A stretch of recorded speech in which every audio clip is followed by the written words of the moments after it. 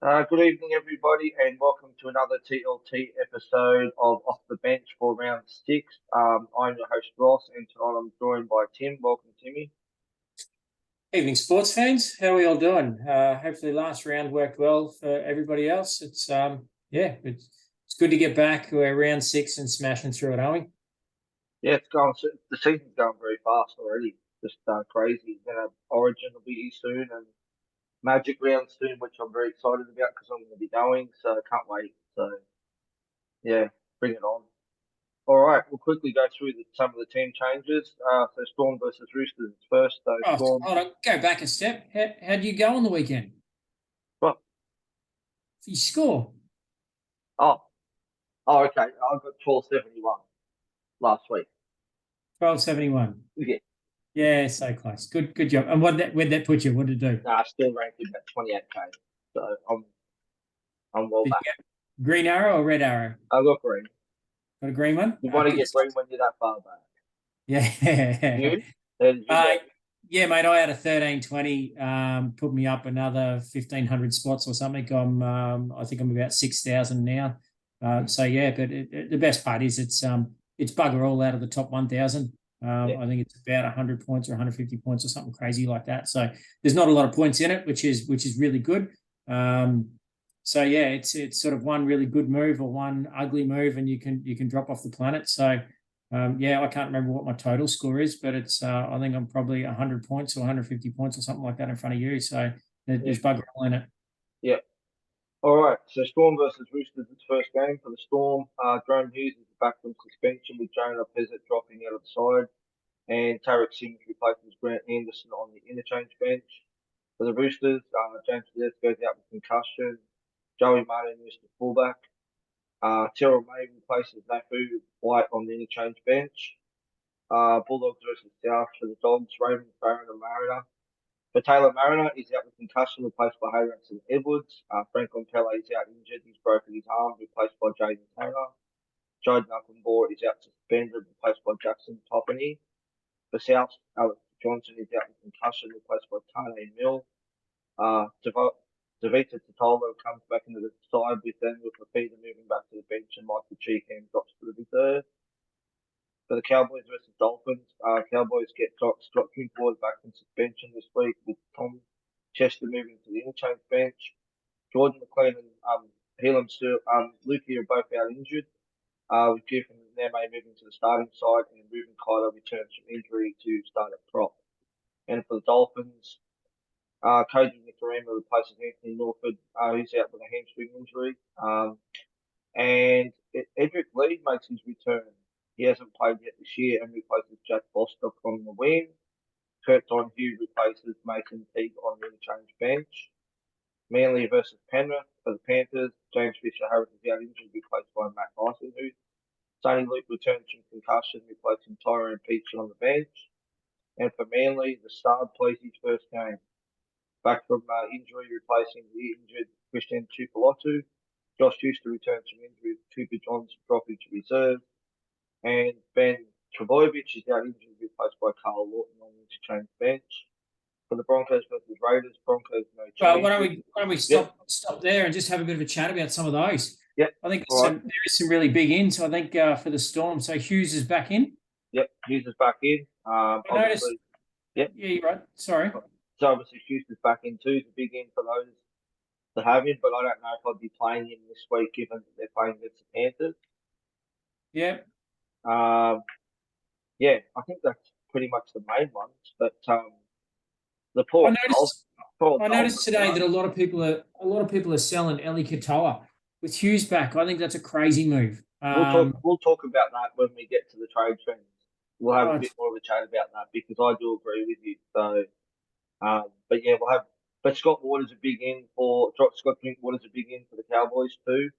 I think for those who have held Val Holmes in particular, I think Bill should benefit from that.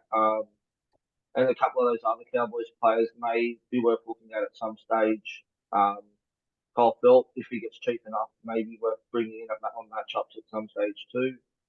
I think that's about it. Alice Johnson's a big out for South, but you know, Tony Mills, no no slouch either. So yeah, but the Dogs have just been decimated with injuries again. They're really struggling. I mean, they've got TPJ out, they've got Mariner out, they've got Franklin Pele out as well. You know, Preston's not 100%, Max King not 100% as well.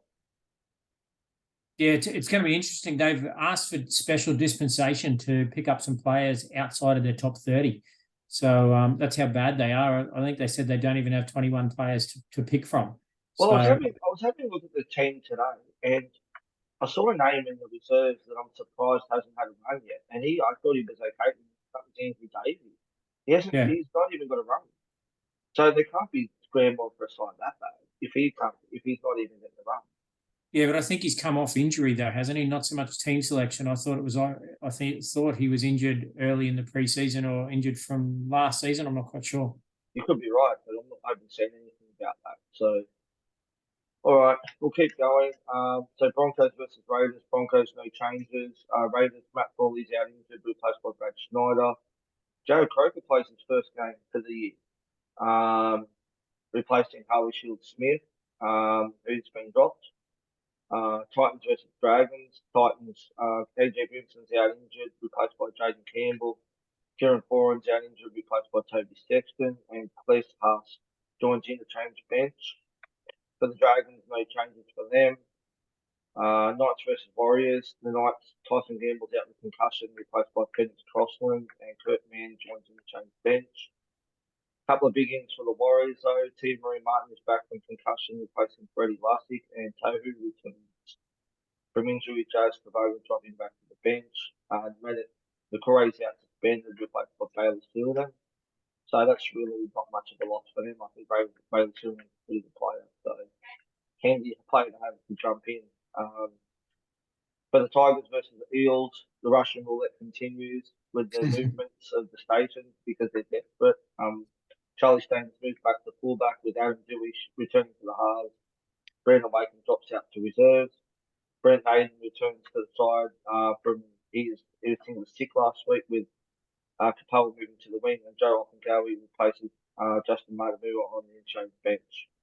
And for the Eels, Sean Lane returns from injury with not so hot good now, dropping back to the bench, and Bailey Simonson is out suspended, replaced by Hayes Dunster, and Vega Blake's been dropped, replaced by Sean Russell. I guess out of that, the talking point is Hopgood. Tim. Yeah, absolutely, mate. That's going to be an interesting one.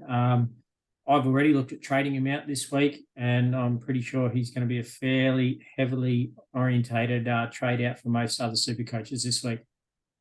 Your thoughts on Sean Russell? I mean, obviously, you want to probably have a bit more of a look at him, but we know he's pretty much a gun. But unfortunately, he's had a lot of injuries.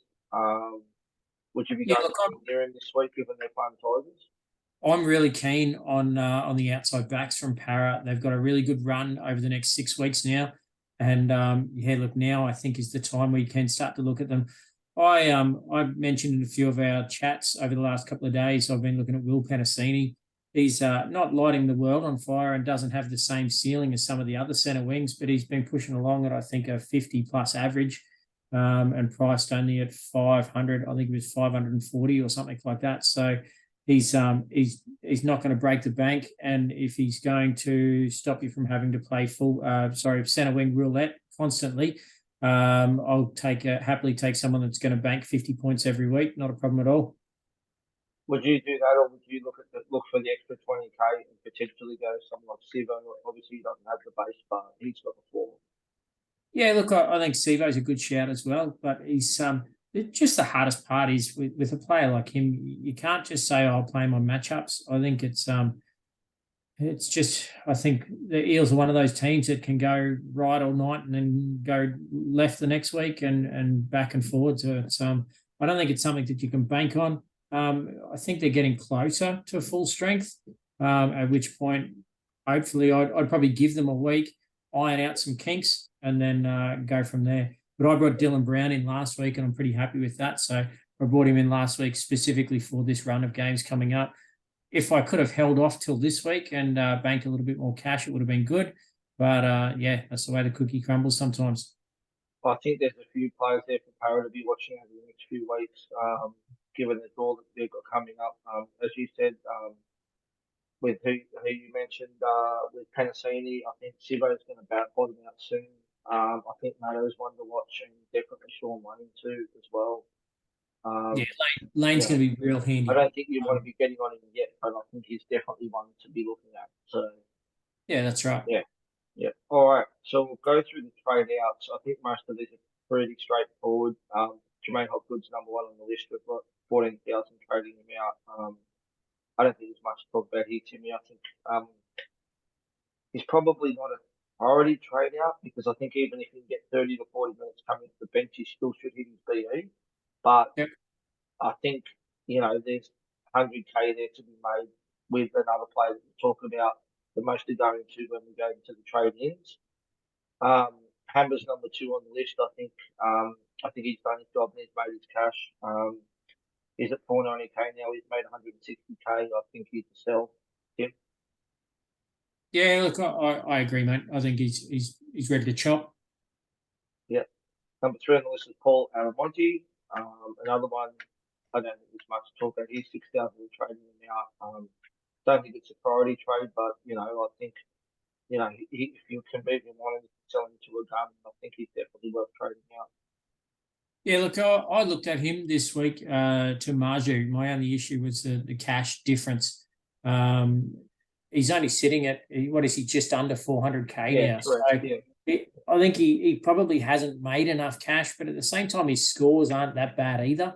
I think you should, like his BE this week's 40 odd, and he basically hits 40 every game. So I don't think it's the end of the world. I think you can hold him and let him sit there. He's like a lot of those guys. As soon as he scores another try or he tries his line break, something like that, he's going to go up again. So I don't know. I see a world where you hold him for a little while longer and see if you can fatten just that little bit more. If he can get to 450, I think he's probably a lot more useful than at the moment. It's just a step too big unless you're looking for a downgrade to, I don't know, maybe one of the para guys, but you've still got to chip in a few bucks there too.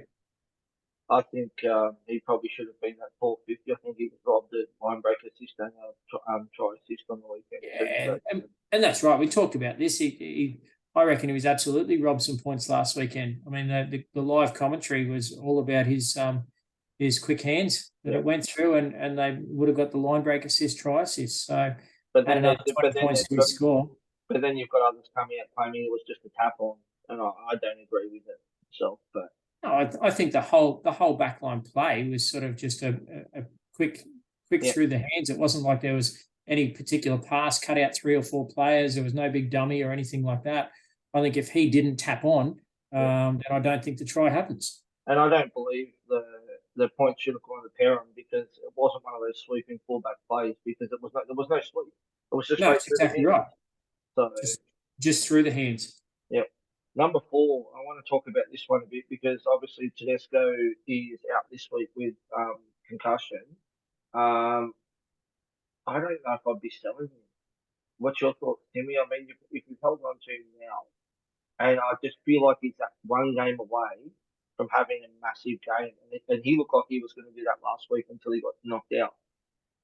Yeah, it's a tough one because we're all used to watching Teddy hit 100 every other week. The fact that he hasn't got one yet is slightly alarming, I'd say, to say the least. But I mean, if you I'm just trying to find it. If you have a look at their draw, what have they got for the next 5 or 6 weeks? I know they've got Melbourne this week. I'll look into it. All right. Who's on? I don't see him as a trade out just yet. But I guess before he's obviously not going to lose any cash this week. But when you bring him back in, I'll be interested to see what his BE is. And I don't know. I don't really get. So his break even's 127. Yeah. And the next 3 games are Melbourne Sharks, and then they've got the Dragons, and that's where the door opens up. Yeah, see, that's what I thought. They've got the Warriors, and they've got the Cowboys, and then they've got Penrith Dragons, Bulldogs. So, again, I don't know if I'd be selling him. See, obviously, he's not playing this week. He's got a tough game next week and then 3 much easier ones. So, yeah, look, I think if you could hold him for another round, you'd, I don't know, I could see a world where you'd do it. I guess the people are probably trading down. Well, it's probably a sideways trade now to Reece Walsh, isn't it? So Yeah, well, I think I'm actually going to probably trade for this going in a couple of weeks too myself. I'll probably yeah. do it again. Yeah, so he's in my list. So Yeah, see, yeah, my plan was I brought in Reece Walsh last week. My logic was do it for 2 or 3 weeks and then reassess, and then probably go back to Latrell or to Teddy. yeah, So by selling Trell to him to Reece Walsh last week, I think I banked 100, 150K, whatever the hell it was. So yeah, it would have been nicer to have done it the week before, but the funds just weren't there. yeah. My number 5 on the list is Adam Dewey. He's been on the list for a few weeks now. Again, don't think it's a priority trade. He's obviously not scoring that well. He's pumping out the 40s, 50s, but they do have a bye next week, the Tigers. So it's either this week or next week that I'll be selling him. Probably next week. I'll probably be paying him. But yeah, I think if you've got the cash and you can do Dewey up to Dill bags, I'd be absolutely all over that, which was one of the other trades I did last week. I'm glad I did. Yeah, well, that's what I'm looking at too. That's probably what I'm going to do. But I don't mind Cody Walker either at a slightly cheaper price too. Absolutely. If I looked more into it last week, I probably would have grabbed Cody Walker last week, even if it was just as a 1 week play. Could have banked some cash and saved Dylan losing some coin. Yeah. All right, number 6 on the list is Big Stefano. I think he's done his job. He's made 100K. Obviously, I think he's definitely a sell. I think a lot of people are trading him down to Tino's brother to bank some cash. Which I think we'll have a bit more of a chat about when we go into first trading him, because I think it's a silly trade itself. So we'll go a bit more into that in a minute. Number 7 is Patrick Carrigan. He didn't score well last week, but he didn't play many minutes because they were up by so much that they didn't need him to play big minutes. Him, and I think he played about 40 minutes, and Haas played only 45 minutes. Would you be selling Pat Carrigan? I Oh, have. you I'm one of those. Look, the cash that he's already lost 50 odd K. He's now sitting at 616 or something or other. At this stage, I've sold him and I've sold Hopgood and gone to the very popular Hosking and Marju, which is what most people seem to be doing this week. So, yeah, look, at them men, I can bank 130K for some decent upgrades next week. My centre wing has been what's been letting me down, and I think it's probably because I went too heavy in my second row. So now when I look at it though, my second row looks a lot weaker than what I would like. But my centre wing is starting to beef up a bit more. So yeah, look, it was a tough call. I really like Paddy as a player. And I think he's a champion bloke. But as far as Supercoach has gone this year, he's been a little bit underwhelming. All right, sorry, 1 second. My phone's just popped me up. Number 8 on the list is Jonah Pizzette. Obviously, if you traded him in last week as a quick cash grab to get towards Hines or Cleary. Obviously, not in the team this week. Made 95K, so I don't think there's much to talk about there. He's a sell to get rid of him. That was going to be my next question, mate. How much did he make? I wouldn't have thought it was 100K. So just under. Yeah. So at the end of the day, which to me, probably a wasted trade, really. I don't think it justifies it. No. And we'll have a bit more chat about that in a minute when we go to trading, because there's a bit of a trend happening here. You'll see it in a minute. Number 9 on the list is Matt Dorey. He's not named. I don't think there's anything to talk about there. Now, number 10, I'm not getting this one at all. I know that they're on a buy, but T. Wilton, number 10, traded out. Why? Yeah, it was funny. I was talking to a couple of different guys in our various chat groups today, and a few of the guys were selling Teague. And I don't know, he's one of the ones that I missed that I really wish I had, especially now with coming off the buy. I really don't see the point in it. Because Finucane copped a week, didn't he, for his suspension, or 2 weeks or something? So, yeah. I mean, there's another forward that they're not going to have. He's been getting the minutes and scoring 60s. So, I don't know. I'd be, for someone who started at 480K, like I said, I'm selling Paddy Carrigan, who's been hitting less than that. and paid $660 for him. So I'd absolutely be holding on to Teague if I had him. I think there's a world there, and when the Sharks do open up a bit more with the way Hines is going, I'd be it wouldn't be stupid to have both Teague Lawton and who's the other one? Big Nakora. Big Nakora in your team. Yeah, absolutely, mate. Absolutely. All right. Let's go to the trade-ins. Zach Hoskin, number one. No surprise. Nearly 18,000 have traded him in. This is a hard one. I think we just talk about this quickly because I'm not doing it, but I don't know if this is going to be another one of these ones that's not really willing to do it because I just don't know what's going to happen with that team because you've still got Liam Martin to come back in. You've still got Luke Arno to come back in, who's still injured because he's not even named to play in the Sapphire Cup. I know the Hoskins should get that spot in that team, but we just don't know what Ivan's going to do. Yeah, look, the Panthers obviously paid money for Garner to lure him over from the Tigers, and I know the plan was that he was definitely going to be on that starting left side. But yeah, look, Hoskins has been pretty good over the last couple of weeks. I was pretty annoyed that we let him go at the Broncos, but I guess we've got plenty of young forwards there that needed some airtime. So yeah, look, it's an interesting one. I think his BE is minus 55 or something along those lines. So as soon as he steps on the field, he makes 50K. And then if you can manage 50 points or thereabouts, he's made 100K before you can blink. So, look, I get this trade. It's one that I am keen on doing. Even if it's only a 1 week play or a 2 week play, I think you could sit him on your bench next week even and just keep banking the cash as it comes in. But, yeah, look, he's done really well. If he holds that spot, absolutely he's a hold. But, yeah, you're right. If Garner comes back in or Martin comes back in, and I think Martin especially because there's a lot of chat. People aren't so confident that he's going to hold that origin spot. And as a Queensland fan, I hope you guys pick him again. But, yeah, look, I'm not convinced that Liam Martin's going to hold that spot down. And if that's the case, look, he's going to come out all guns blazing to try and shore it up. Yeah. All right, number 2 on the list is Greg Marzu. 12,000 have traded him in. He's set to make a fair whack of cash. Set priced at 581K. Another one, Tim, that I'm not trading this week that I may regret not doing too. If their draw had been a bit better than what it is, I'd be all over him, no problems at all. But the draw that they've got the next few weeks is just absolutely putrid, and I know he's a tackle busting machine, and there's a good chance that he may go big against the Warriors, but we also said that last week about Hines.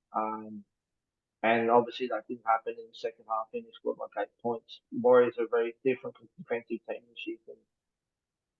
Yeah, look, it's over the next 6 weeks, Knights have got Warriors, Panthers, Cowboys, Para, Gold Coast, Sharks.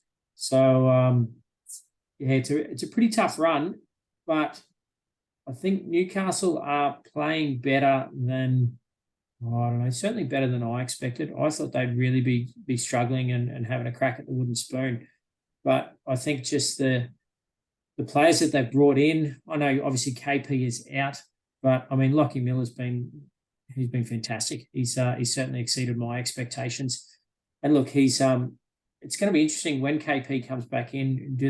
Or if he comes back in, I guess, do they persist and try him in 5'8", or is just having him in that front line of defence just too scary now with his head injuries? At which point does he go back to fullback, and then where's Lockie Miller fit in? Because certainly he's got to have a spot there somewhere. Maybe they put him in the halves, who knows? But yeah, look, it's going to be an interesting one. I've brought in Marju at this stage, again, purely as a cash grab, but my centre wing has been pretty average. So Marju steps on the field and gets 50 points for fun. So just in tackle bust, just about. So look, as long as he stays in the team, I think he's worth having. And yeah, even worst case scenario, could go up 100K this week, and then he's a much quicker bridge to someone like Ruben Garrick or big Ronaldo Mulatalo. Number 3 on the list is Nathan Cleary. I don't think there's much to say here except you really need to have him in the team. Be all the people who traded him out last week for Nico. Oh, that was just crazy. seriously. Now, number 4 is Reece Walsh. Now, 720k already. Break even at about 50. Yes, they play the Raiders this week, but I don't know if I'll be forking out that cash for him, especially considering he's probably not going to make much cash now. He's definitely not a keeper. Especially. Thanks. Look, I disagree. He's been in everything with the Broncos. Yes, I understand that at halftime in each game, maybe his scores aren't the flashes, but what the Broncos are doing is they're absolutely steamrolling teams in that second half. They've been doing it since the start of the season. And look, once he's running at tired forwards and, well, even tired backs, they made a few breaks on the down the right-hand side last week late in the game. So, yeah, look, I absolutely see the purpose of it. I'm glad I went to trade last week before he made more bulk cash. And, yeah, just unfortunately I couldn't get him in the week before. But, look, absolutely, I can't diss anyone who's still having a crack at Reece Walsh. I definitely see the purpose of it, especially this week against the Raiders, because they've been very, very average, which makes me happy because my older brother's a big crazy Raiders fan. All right, number 5 on the list. I never thought we'd see this is Sean Johnson. Now, this takes out to my trend earlier that I think that this is another stepping stone towards getting Hines in. I think what people have done is they've gone and traded down one of their gun halves that they've had before Hines was out and gone to Pezzett, and then they've gone from Pezzett to Johnson to bank some more cash because he's going to make more cash this week. He has got a negative break even. I can only see it as a stepping stone, but again, if you're doing that, you basically wasted 3 trades. Yeah, look, the other thing is maybe people are doing it from Nico to Sean Johnson to make some cash and then bring him in next week. Again, like we said before, if you're making 100k, it's undenied whether it's worth it. But what you can do with that 100k the week after, but it's pretty hard to make a trade and then not be concerned about if Johnson goes down or something. And as long as you don't spend the extra money to go back to Nico next week, because that would be a huge problem. Yep. Number 6 on the list is Payne Haas, and as much as they do, except for he should be in everyone's team. Yeah, absolutely. I started with him and he's not going anywhere. Number 7 on the list, I think this one's trappish, and that's Jack Johns. I can see a lot of people doing this as a downgrade. He did score 72 last week, but a lot of that was in attacking stats with, I think it was 2 linebacker assists and 2 try assists. She's not going to do every single week. They've got a few players coming back this week. Kurtman comes back as well. I don't see many minutes there. I don't really see him making much cash, so I'm not sure about this trade thing. I know he's second row in the game, but is he second row in NRL? Like, is that what he's been playing? Well, I thought he was playing the middle on the weekend. Yeah, So, I'm not sure. yeah, I don't think he was playing on the edge last week. So, yeah. It's interesting. Number 8 on the list is Josh Schuster. I don't know what to say about Josh Schuster. I mean, I traded him in a couple of weeks ago as a cash grab, and obviously it's going to be one of those places that you're going to be playing on matchups. Yeah, and the hard part is with him, he's injured every other week. So, look, if he can get a run of games on and get some points, he should make a crap load of cash. But he's got to stay on the field first. He's got to get involved. Yeah. All right, number 9 on the list is Jacob Preston. But 2,700 trading in this week. He's still got cash to be made, and I don't hate this trade. They've got a lot of players out at the moment. He should no problems get 80 minutes again this week, providing he's okay. I pretty much started with him, so I'm more close to it, so I'm pretty happy with that. He's made 275k already. Yeah, like he was a good trade a couple of weeks ago. But he just keeps making more and more cash. So yeah, look, as long as he's fit, I'd be keeping an eye on the late out. So yeah, that would be my only concern. He split the webbing in his fingers last week, so I believe he had to get a couple of stitches or something to go back out on the field, even, didn't he? Yeah, so correct. I'd be keeping an eye on that. At this stage, they were saying he's 50-50, but they've run out of troops. So basically, if they can stitch him up, needle him, do whatever they need to do, and get him out there, I'm sure they will. Yeah. All right, number 10 on the list is Tino's brother Isaac. This one is a bit of a doozy for me because yes, he's bottom dollar front row forward, but he had inflated minutes last game because they had injuries to Brinson and to during forum. I don't know. I wouldn't be doing this trade, but if it's enough he downgrades to bring in another gun, I don't mind it, but not for me. I think the fact that he's played 2 games, he's got a 25 and a 40. That doesn't scream cash making to me, even though he's 200K. I mean, he's going to be a slow burn. And what's he going to do? Make 50K over the next 3 weeks or something like that? I don't know. Like, he's got a -3 BE. Don't get me wrong. He could make some money if he falls over the line or something like that. He is playing against St. George this week, so shit, anything could happen. But yeah, look, it's not a trade I'd be eyeing off. I don't see the point in it myself. It's got to be for a quick cash grab, probably not so much cash generation, but a cash grab as in a downgrade from, I don't know, someone like Big Steph. If you go Steph down to Isaac, then you're banking 240 odd K for upgrade somewhere else. The only thing I will say on that is that during the last week, the Titans did sign Thomas McHaley from the used to be at the Tigers too. He's over in England at the moment. He's a front row forward. I expect him to come straight into that team once he's fit and ready to go. I know he's not there this week, but I expect him to be there somewhere on that bench. Very handy player to have. So. Yeah, all good right. shit. Well, that's it for the trade-ins for this week. We'll just go through the off the bench seed leagues that we've currently got running at the moment. Timmy, where have we got the seeded 1 league sitting at the moment overall?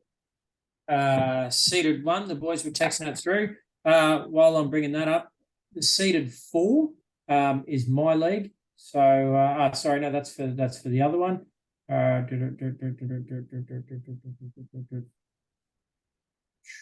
Off the bench, seeded 3. My apologies.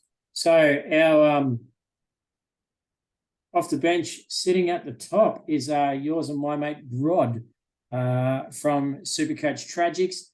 Rod sitting on he's won all his games so far.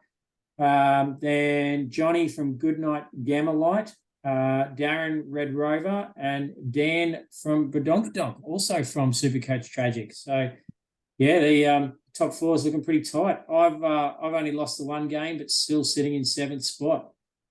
So yeah. Where's that league sitting overall? Did they say? League rankings 381 of 11,713. That's not bad. I think so. Off the bench, season 2 league is currently sitting at 1289 overall.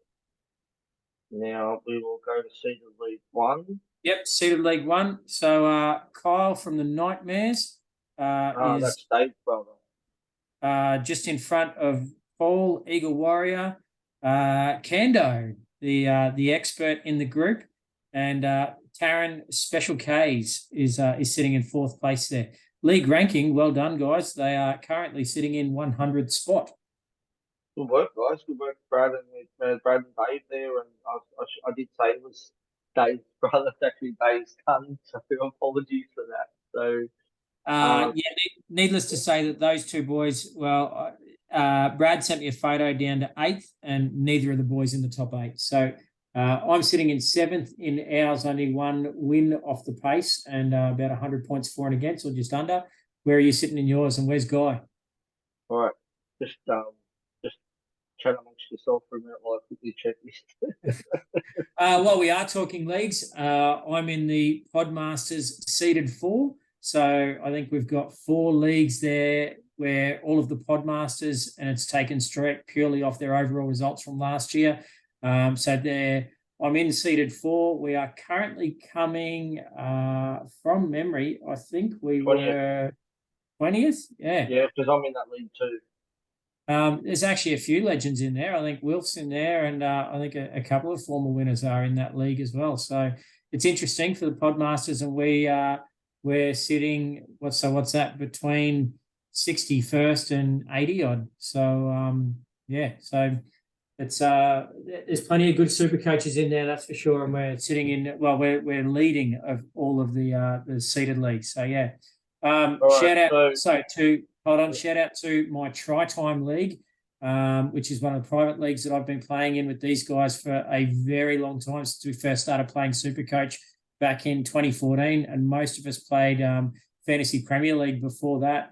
So, yeah, we're actually currently sitting in 14th overall in the 20-man comps. So, so our league's looking pretty good. Yeah, nice. So, off the bench season 2 league, I'm currently undefeated on 10 points, and Guy is sitting on 6 points in 8th spot. Oh, top of the table there, Roscoe. Your league must be pretty shit. Where's it coming Hey, overall? please, it's good.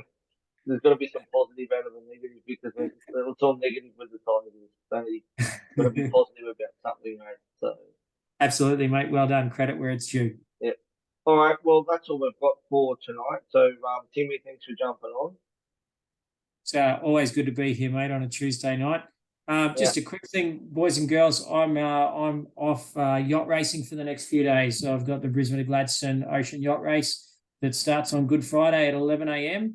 If you are at all interested, it's just like the Sydney to Hobart. Unfortunately, we don't normally get it on TV, but this year's the 75th running of the Brisbane to Gladstone, so it's a really big deal. And the race is actually going to be broadcast live on KO.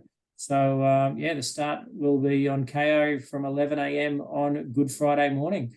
The way the weather's looking at the moment, it's not going to be the most exciting race. Looks like we're going to be punching into it all the way with northerly breezes at the moment. And, so we'll probably finish sometime Saturday night, Sunday morning, something along those lines. But it's going to be a very tiring Easter this year, that's for sure. Yeah.